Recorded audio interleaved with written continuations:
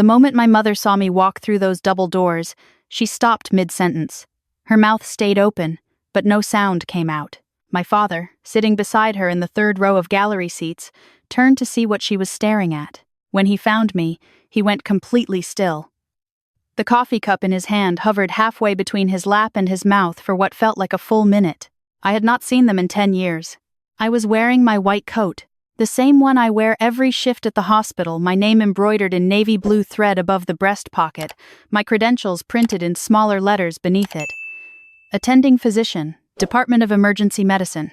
I was not there for them. I was there because the court had requested an expert witness, and I was the one who knew the medical records inside and out. But the moment I crossed that threshold, none of that mattered. What mattered was simpler and heavier than any legal proceeding. The daughter they believed had failed out of school 10 years ago had just walked into a federal hearing room with a medical degree and a decade of evidence sewn right into her coat. My sister Amanda sat at the respondents' table. She saw me a half second after my parents did. She did not look surprised. She looked like someone who had always known a reckoning was coming and had simply hoped it would not arrive today. To understand how we got to that room, you have to go back to Asheville.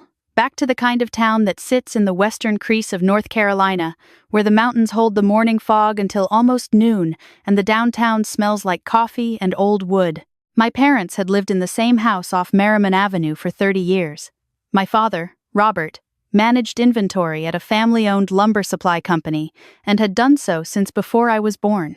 He was methodical, quiet, the kind of man who read the same 3 news sources every morning and believed that consistency was the highest form of character. My mother, Patricia, was a librarian at the middle school 2 blocks from our house. She knew every child in our neighborhood by name and brought home more books than we ever had shelf space for. Amanda was 4 years older than me. She had my mother's precision and my father's patience, and she moved through the world with a kind of confident efficiency that people noticed and respected right away. She had graduated at the top of her class, earned an MBA before 30, and built a career in hospital administration that my parents talked about the way some families talk about athletes or musicians. Amanda had a plan and she followed it. That was the template in our house. You made a plan and you followed it. My plan was medicine. It started when I was 9 and our neighbor had a stroke in his driveway. The paramedics arrived before anyone else could react, and I stood on the edge of the grass watching them work and felt something I did not have a word for yet. Not fascination, exactly. Something more like recognition. Like watching someone do the thing I was supposed to do. When I told my parents at 16 that I wanted to become a doctor, my father looked up from his newspaper and said, "That's a long road." "I know," I said. My mother smiled. Amanda was already in her 2nd year of college by then. She was home for Thanksgiving and she set down her fork when I said it. "That's a lot of school," she said. "Are you sure that's what you want?" I told her I was sure. She nodded slowly in a way that was not quite agreement and not quite doubt. Just the look of someone filing the information away. I left for the University of North Carolina at Chapel Hill 3 years later. The first year went well. The second year nearly broke me. Organic chemistry, biochemistry, a physiology course that seemed designed to identify every gap in your confidence and press directly into it. I failed a midterm in October, then another one in November. I called home crying from the library stairwell one Tuesday night, and my mother stayed on the phone with me for an hour. "Come home if you need to," she said, "but you don't have to decide anything tonight." I didn't come home. I found a tutor. I started studying with a group of students who met every Sunday morning at a diner near campus. I failed one more exam before I stopped failing them. By spring, my grades had stabilized. By junior year, I had found my footing for real. I joined a research lab. I started volunteering in the emergency department at UNC Medical Center. I knew with a certainty I had not felt since I was 9 years old that I was exactly where I was supposed to be. Then something changed at home. It started the way those things usually do, with a silence that comes where there should have been a call. I had gotten into a medical school in the summer before my senior year. An early acceptance. I called home the afternoon I found out and the phone rang through to voicemail. I left a message. "Mom, Dad, I got in. Call me when you get this." A week passed. Nothing. I called again. My mother answered on the 3rd ring, but her voice was different. Careful. tight in a way it had never been with me. "I heard you've been struggling," she said. The words didn't track. "I just told you I got accepted," I said. She paused. "Amanda said you left the program." I actually laughed. It was a reflex. "Mom, I didn't leave anything. I start medical school in August." Another pause. "She said you failed out, that you didn't want us to know." My stomach dropped so fast I had to sit down. I was standing in my apartment kitchen and I sat on the floor because it was closer than any chair. I told my mother, slowly and clearly, that I had not failed out of anything. That the voicemail I had left a week ago was about an acceptance letter, not a goodbye. That I was starting medical school in less than 2 months. She listened. When I finished, she said, quietly, "Amanda wouldn't make something like that up." That sentence stayed with me longer than anything else. Not the lie itself, the confidence behind those 7 words. I drove to Asheville 3 weeks later. The house looked exactly as it always had, gray siding, white trim, the ceramic pot of geraniums my mother kept on the front step from May through October. I knocked. My father answered. He looked at me for a moment, and something moved behind his eyes that I couldn't quite read. Not surprise exactly. More like a man recalibrating a calculation he had already run. "I'm not failing out," I said, before he could speak. "I'm going to medical school. I got accepted. I have the letter in the car if you want to see it." He opened the door a little wider but didn't step aside. "Claire," he said, "Amanda said you called her, that you were in trouble." "I was in trouble sophomore year," I said. "I asked for help and I got it. That was 2 years ago." She said it was recent. It wasn't. My father looked at me for a long time. He was not cruel. He was never cruel, but there was something in the way he stood in the doorway that told me his mind had already made its decisions and was not ready to unmake them. Pride and consistency were the same thing in our house. He had built his whole life on the idea that you do not revise the story once you have told it. "Your mother is upset," he finally said. "We need some time." I told him I understood. I told him I would call. I drove back to Chapel Hill with both hands on the wheel and the radio off. The call never came. I started medical school without it. I want to be honest about those first 2 years, because people sometimes imagine that silence from family makes you fall apart. For some people it does. For me, it made something else happen. It made me quiet in a way I had not been before. Not cold, just focused. The work was hard enough to fill every available space. 14-hour days in the hospital, clinical rotations, shelf exams, the particular kind of exhaustion that settles into your bones during a surgery block when you have been awake for 30 hours and someone is relying on you to stay sharp. You do not have room to fall apart. You do not have room for anything that does not belong to the work. I sent cards anyway. Christmas, birthdays, Mother's Day. I wrote the address on the envelope the same way every time and mailed them from whatever city I happened to be in. During my 3rd year, I was rotating through a hospital in Durham. During my 4th, I was in Raleigh.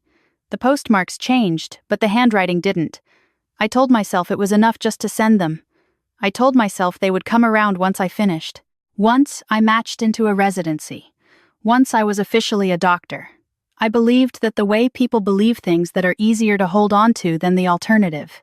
The first card came back in the mail in December of my 2nd year. Returned to sender, in red ink. I stood in the mailroom of my apartment building staring at my own handwriting for a long time before I put it in my bag. I kept sending them anyway. During residency, I met someone. David was an emergency medicine attending who had been practicing for 8 years when I arrived on the unit as a 2nd-year resident. He was not the most technically brilliant physician I had ever worked alongside, but he was the most careful. He never made a decision in a hurry that didn't need to be made in a hurry. He had learned the difference, and that distinction, in emergency medicine, is everything. The first real conversation we had happened on a Tuesday night in the break room. I was eating cereal standing up because there was no time to sit. He walked in, looked at my bowl, and said, "Residency dinner?" I told him it was residency breakfast and lunch combined. He laughed and poured himself a cup of coffee. We talked for 11 minutes before my pager went off. He found me 3 days later and picked up the conversation exactly where we had left it. We got married in a small ceremony at a botanical garden outside Raleigh 2 years later. My parents were not there. Amanda was not there. My residency cohort came. 2 college friends drove down from Chapel Hill. David's family came from Ohio. It was small and warm, and it felt exactly right, even as a part of me sat quietly with the absence. I mailed an invitation to Asheville 2 months before the date. No response came. Our son Noah was born 18 months after the wedding. If you have ever been in the room when someone you love becomes a parent for the first time, you already know that the world rearranges itself in a way that has no adequate description. Noah had David's forehead and my stubbornness, which David said was going to be a problem. He also had grandparents who had never met him and who, as far as I knew, still believed his mother had failed out of college. I sent a photograph to Asheville. Noah, in a yellow onesie, 3 days old, his eyes still adjusting to the light. I wrote on the back, "You have a grandson. His name is Noah. I am still a doctor. Both of those things are true." No response. Life kept moving the way life insists on doing. I finished residency. I accepted an attending position at a regional hospital outside Charlotte. David and I bought a house. Noah started walking, then talking, then asking questions about everything in the visible world with a thoroughness that exhausted and delighted me in equal measure. 6 years into my attending career, I was named director of the emergency department. It was not a ceremony. It was a Monday morning, and my department chief called me into his office and shook my hand and told me the job was mine if I wanted it. I told him I wanted it. That evening, I sat on our back porch while David put Noah to bed. The sky above the tree line was going orange, and the neighborhood was starting to quiet down. I thought about calling Asheville. I thought about what I would say. I had thought about it so many times over 10 years that the imaginary conversation had worn itself smooth. At some point, you stop rehearsing because you have already said everything you needed to say, and none of it changed anything. 3 months after that, a case file arrived in my email. It was a request for expert witness testimony from a law firm in Charlotte, a wrongful termination case involving a physician named Dr. Elliot Marsh, who had been fired from a hospital network after filing internal safety complaints about documentation practices in the surgical unit. The firm needed a physician with emergency medicine expertise and administrative experience to review the medical records and speak to the standard of care. I almost declined on workload grounds alone. My department was short-staffed and the timing was difficult. I forwarded the request to a colleague who sometimes did expert witness work. She was unavailable. I forwarded it to 2 others. Both were unavailable. I called the attorney back and told him I could review the records, but I wanted to be transparent that I had a heavy clinical schedule. "Send us your availability," he said. "We'll work around you." I started reading through the case file that weekend. The hospital in question was a mid-sized network in western North Carolina. I recognized the name immediately because it served the Asheville metro area. I kept reading. The documentation failures, Dr. Marsh had flagged were specific to the surgical intake process. Signatures approved before procedures were completed. Pre-op checklists signed retroactively. A pattern of paperwork compliance that looked fine on the surface until you looked at the timestamps. I read the name of the administrator who had signed the termination order. Amanda Dawson Kirby. My sister. I put the laptop down and sat in the kitchen for 20 minutes without moving. Then I picked it up and kept reading, because that is what the work requires. I want to be honest about what I felt in that kitchen. It was not satisfaction. It was something quieter and heavier. The feeling of watching a consequence you have known was coming finally arrive in the room. Amanda had spent her career in hospital administration. She was smart and organized, and she had always operated at the edge of the rules without going past them, or so I had assumed. The case file suggested otherwise. I called the attorney the next morning and disclosed the family relationship. He paused.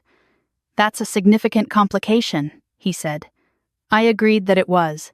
I told him I would understand completely if he needed to find someone else. He said he would discuss it with his team and call me back. He called back that afternoon. The family relationship was disclosed and on the record, he said. If I was willing to testify to the medical facts as I understood them, they still wanted me. The facts were the facts, regardless of who the respondent was. I said I could do that. The proceeding was scheduled for a Thursday morning in October. The drive from Charlotte to the federal building in Asheville took 2 hours. I left early because I wanted time to sit in my car in the parking garage before I went inside. I had driven past that federal building 100 times growing up. I had never once imagined walking into it wearing a white coat with my name on it. I sat in the car for 12 minutes. Then I gathered my files and went inside. I did not see them at first. I walked to the front of the room and set my materials down at the witness table. I introduced myself to the plaintiff's attorney. I reviewed my notes. I did what the work requires, which is to stay present and focused regardless of what is happening around you. Then I turned. My mother was in the third row. She was wearing a dark blue cardigan I had never seen before. Her hair was shorter and lighter than I remembered. My father was beside her, sitting very straight the way he always sat in formal settings. He was holding a program from the proceedings the way people hold something when they need their hands to have a job. Neither of them had seen me yet. Amanda saw me first. She was at the respondent's table with her attorney and 2 other administrators from the hospital network. When she looked up and found me across the room, something in her expression shifted in a way I had not seen on her face since we were children. It was not quite guilt. It was more like the look of someone who has been carrying a very heavy thing for a very long time and has just been told to set it down. My father shifted in his seat and turned toward the front of the room. I watched the moment he registered who was standing there. He touched my mother's arm. She looked up. Her hand came to her chest. I nodded once, the way you nod at someone in a professional setting. Then I turned back to my materials. The proceeding began. The questions were about the standard of care around surgical documentation, the clinical significance of unsigned pre-op checklists, the potential patient harm that can result from retroactive paperwork approval. I answered carefully and completely. I cited specific sections of the medical records. I stayed within my area of expertise. Twice during my testimony, I was aware of my parents' attention without looking at them directly. The particular awareness you develop as a child of knowing when you are being watched, even when you cannot see who is watching. The testimony lasted 40 minutes. When I finished, the attorney thanked me, and the judge excused me from the witness table. I gathered my files. I stood. My father was looking at my coat. He was reading the letters above my breast pocket with the focused expression he used when he was making sure he had understood something correctly. The mid-morning recess was called 20 minutes later. The room shifted and loosened as people stood and stretched. I was collecting my paperwork near the front when I felt my mother before I heard her. "Claire?" she said. I turned. She was a foot away. Up close, the years were more visible. She looked smaller than I remembered. Not diminished exactly, more like someone who has been carrying something for a long time that she was not designed to carry. "Mom," I said. She looked at my coat, then at my face, then back at my coat. "You're a doctor," she said, in a tone that was less a statement than a question directed at herself. "Yes." She put her hand briefly over her mouth. Then she lowered it and pressed it flat against her collarbone. "How long?" she asked. My father appeared beside her. He was quiet for a moment, reading my credentials again. His jaw was working the way it did when he was thinking through something that required recalibration. 10 years. I said. He exhaled slowly through his nose. I thought about the card in the mailroom, the return to sender in red ink. I thought about the photograph of Noah in a yellow onesie, and the silence that followed it. I thought about the ceremony when I was named department director, standing in my office chief's doorway on a Monday morning with no one from home to call. I didn't say any of it. There would be time for that later, or there wouldn't, but this was not the moment. Amanda had come into the hallway. She stopped when she saw the 3 of us together. Her attorney touched her arm, but she stayed where she was. Our parents turned. The 4 of us stood in that federal building hallway, and for a moment no one moved. My father was the one who spoke. He looked at Amanda and said her name the way he said it when we were children, and she had done something she was going to have to account for. Not angry, just final. Amanda pressed her lips together. She looked at me, and then away. My father asked his question simply. Why? She didn't pretend to misunderstand him. She stood there in the hallway in her administrative blazer, and for a moment she just breathed. Then she said, "I didn't think it would get this far."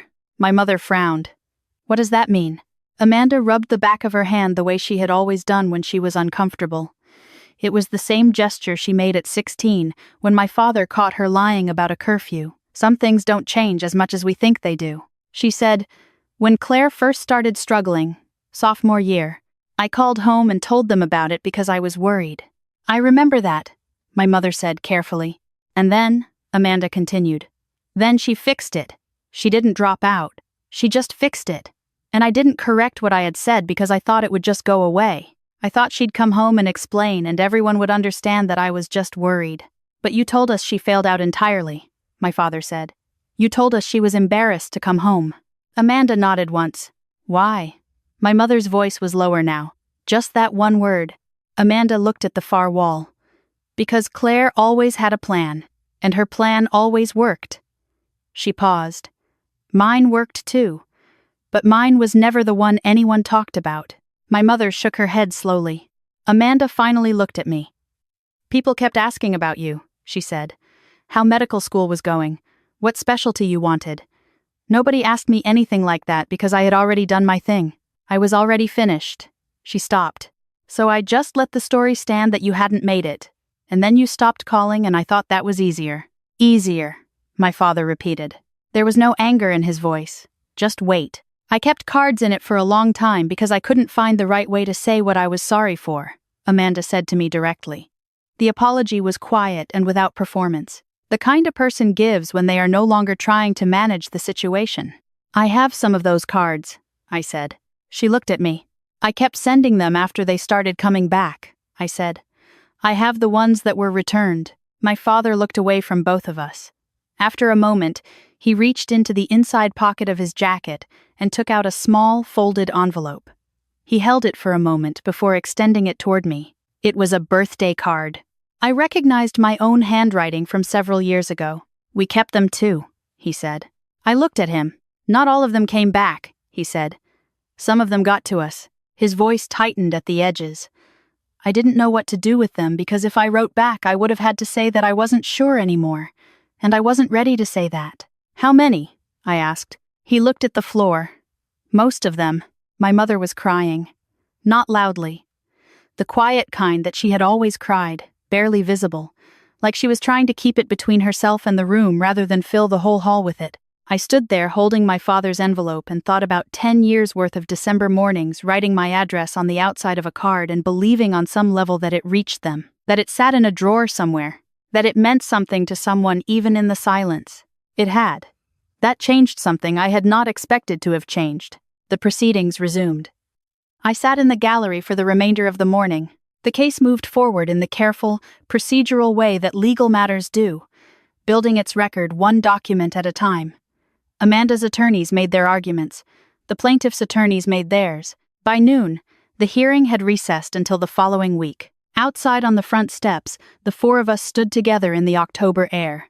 My mother asked if she could meet Noah. The question surprised me in a way that hearing my sister's confession had not. I stood on the federal building steps in Asheville, 10 years older than the last time I had walked these streets as part of this family, and I thought about my son sitting in the car rider line at his school right now, not knowing he had grandparents 40 miles away who had been keeping his mother's birthday cards in a drawer. He would like that, I said. She pressed her lips together and nodded very quickly, the way people nod when they are trying to hold on to something before it gets away from them. They drove to Charlotte 2 weeks later. David had Noah fed and homework finished by the time their car pulled into our driveway. Noah was 7, at the age where he approaches new situations with a combination of scientific interest and total social confidence. He walked out the front door and stood on the step while my parents got out of the car. He looked at my mother. "Are you the grandmother?" he asked. My mother laughed, a surprised sound. "Yes," she said. He tilted his head. "Did you used to live in the mountains?" She looked at me quickly. "Yes," she said. "We still do." "I know about Asheville," Noah said. "My mom told me." He looked at my father. "Are you the grandfather?" "I am," my father said. "Okay." Noah nodded and went back inside to get his baseball because he wanted to show someone his new throwing technique. My father watched him go. Then he looked at me. "I should have made the call," he said. "A long time ago." "Yes," I said. He absorbed that. We stayed in the backyard until after dark. David grilled chicken. Noah showed my father every throwing drill he had learned since September. My mother helped me carry things back into the kitchen and in the small, ordinary domesticity of clearing a table. Something between us loosened without either of us acknowledging it directly. Before they left, my father went out to their car and came back with a shoebox. He handed it to me without ceremony. Inside were years of envelopes, Christmas cards, birthday cards, the photograph of Noah in his yellow onesie. all of them still sealed or refolded the way they had arrived. "I didn't throw a single one," he said quietly. I held the box for a moment. Then I set it on the kitchen counter. That wasn't the whole story, and both of us knew it. A shoebox doesn't give back 10 years. It doesn't put someone in the gallery the morning they are named department director. It doesn't undo the phone calls that never came, or the door in Asheville that stayed closed through all the hard years when it would have mattered most. But it was a true thing. In a decade full of silence and assumptions and pride too stubborn to bend toward the truth, he had kept every envelope. That was a true thing. And sometimes true things are where the work of repair begins. That was 6 months ago. Life now is quieter in a way I have had to learn to receive, rather than distrust. My parents visit once a month. My father and David have developed an ongoing disagreement about whether Noah should learn baseball or soccer first that shows no signs of resolution. My mother brings books for Noah because she is still a librarian and she cannot arrive anywhere without books. We eat dinner on the back porch when the weather holds. Amanda's case is still working through the legal process. We do not talk about it when we are together, which is the only way any of us has found to be in the same room. She and I are not close. We are not estranged. We are two people who are learning, slowly, what the relationship looks like after a decade of damage and a very long hallway conversation in a federal building. Some days that feels like enough. Some days it doesn't. I still work the same shifts. I still walk into the same emergency department and make the same decisions under the same constraints. The work did not change because my family is back in my life, but something else has changed. When I drive home at the end of a long shift and Noah is asleep and David has left the kitchen light on and there are messages on my phone from my mother asking about Noah's baseball game this Saturday, there is an absence of something I had carried for 10 years without fully knowing its weight. People sometimes ask me if I am angry about the time that was lost. The honest answer is that I am not, most days. Anger requires me to keep carrying the thing that hurt me, and I spent 10 years becoming good at setting things down in order to stay present for the work. That habit does not go away just because the context has changed. What I know now is simpler than anger. I know that my sister was afraid of being forgotten and made a bad decision that compounded into a worse one.